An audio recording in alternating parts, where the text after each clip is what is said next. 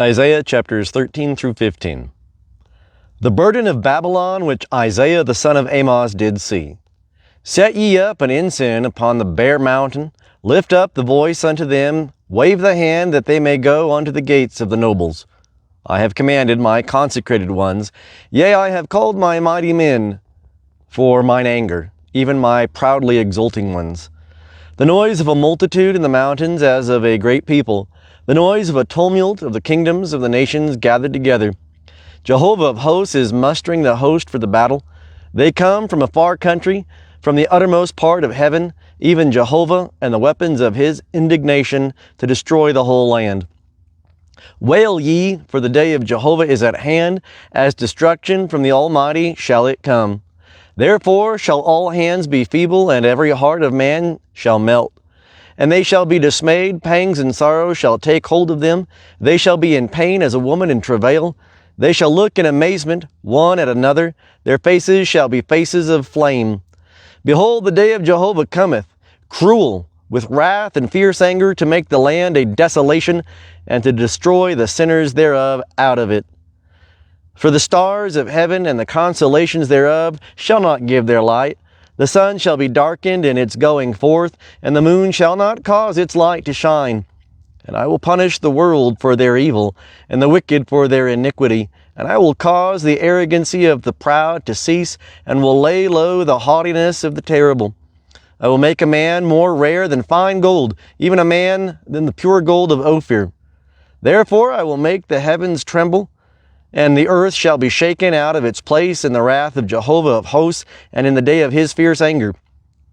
And it shall come to pass that as the chased roe, and as sheep that no man gathereth, they shall turn every man to his own people, and shall flee every man to his own land. Every one that is found shall be thrust through, and every one that is taken shall fall by the sword. Their infants also shall be dashed in pieces before their eyes. Their houses shall be rifled, and their wives ravished. Behold, I will stir up the Medes against them, who shall not regard silver, and as for gold, they shall not delight in it. And their bows shall dash the young men in pieces, and they shall have no pity on the fruit of the womb. Their eye shall not spare children, and Babylon, the glory of kingdoms, the beauty of the Chaldeans' pride, shall be as when God overthrew Sodom and Gomorrah.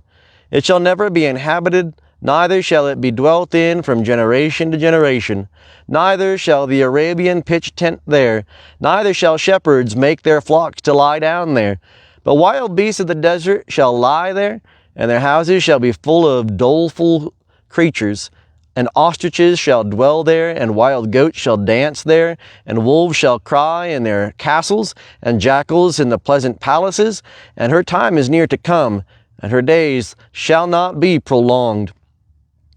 For Jehovah will have compassion on Jacob, and will yet choose Israel, and set them in their own land. And the sojourner shall join himself with them, and they shall cleave to the house of Jacob.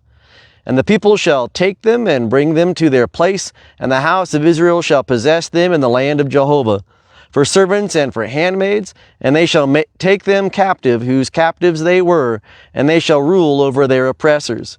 And it shall come to pass in the day that Jehovah shall give thee rest from thy sorrow, and from thy trouble, and from the hard service wherein thou wast made to serve, that thou shalt take up this parable against the king of Babylon, and say, How hath the oppressor ceased?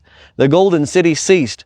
Jehovah hath broken the staff of the wicked, the scepter of the rulers that smote the people in wrath, with a continual stroke, that ruled the nations in anger, with a persecution that none restrained. The whole earth is at rest and is quiet. They break forth into singing. Yea, the fir trees rejoice at thee, and the cedars of Lebanon, saying, Since thou art laid low, no hewer is come up against us. Sheol from beneath is moved for thee to meet thee at thy coming. It stirreth up the dead for thee, even all the chief ones of the earth. It hath raised up from their thrones all the kings of the nations. All they shall answer and say unto thee, Art thou also become weak as we? Art thou become like unto us? Thy pomp is brought down to Sheol, and the noise of thy vials. The worm is spread under thee, and worms cover thee. How art thou fallen from heaven, O day star, son of the morning? How art thou cut down to the ground, that didst lay low the nations?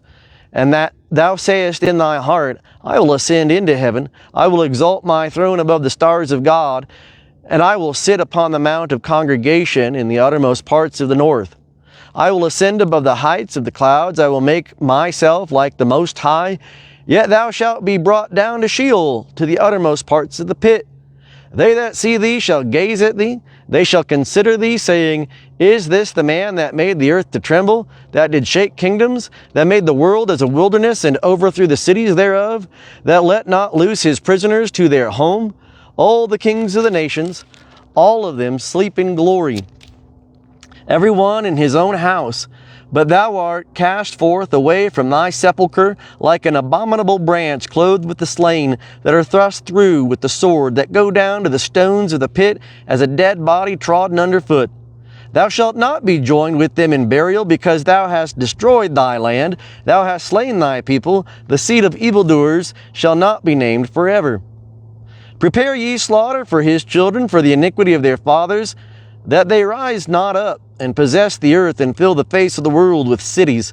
And I will rise up against them, saith Jehovah of hosts, and cut off from Babylon name and remnant, and son and son's son, saith Jehovah.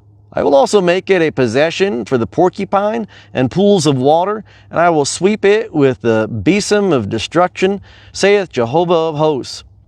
Jehovah of hosts hath sworn, saying, Surely as I have thought, so shall it come to pass, and as I have purposed, so shall it stand, that I will break the Assyrian in my land, and upon my mountains tread him under foot. Then shall his yoke depart from off them, and his burden depart from off their shoulder. This is the purpose that is purposed upon the whole earth, and this is the hand that is stretched out upon all the nations.